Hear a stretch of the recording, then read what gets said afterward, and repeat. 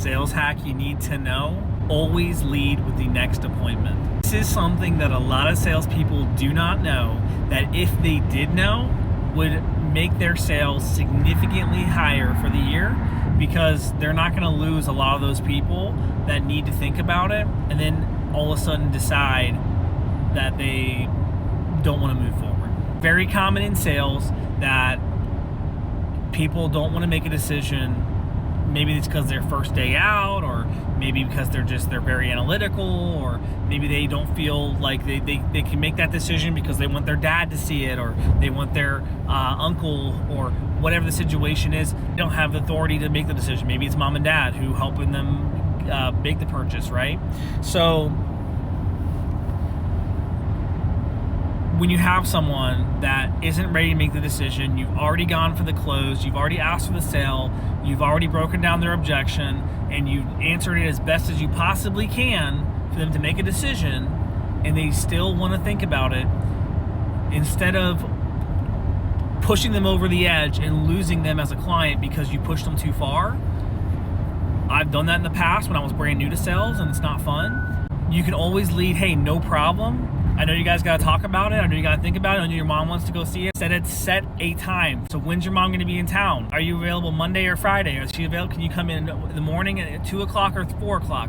You know, you need to be setting appointments and setting times like a doctor. Let me pull my calendar up. Let me see what I have available, and set a time, specific time and date, that they know that they have to either make a decision or they're going to come spring that person, whatever the situation is. That way, they're going to then go home and talk about it and actually make a decision. Because if you don't set that time, hey, no problem, let me know. Guess what? They may talk about it in the car on the way home, and then they're going to have dinner, or they're going to go to a movie, or they're going to go, to their friend's house, and whatever. Things are going to happen, and they're going to be back in their comfort zone and not really thinking about it, right? They are not really in a mindset where they need to make a decision. But the thing is especially in sales, we know this as salespeople, what a lot of people don't know this is, there's someone else that's gonna buy that product, right? If they came in there looking for it, someone else is coming in there looking for it.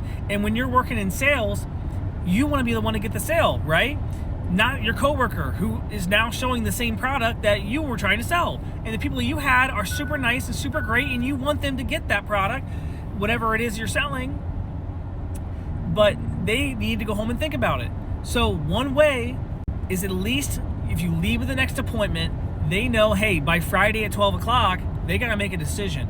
And I will tell you, based on experience, I've been in sales for over 10 years, if you set that deadline, a lot of times they're gonna come in before that deadline, or they're gonna call you sometimes that night and tell you, yes, I wanna move forward, can you be there tomorrow?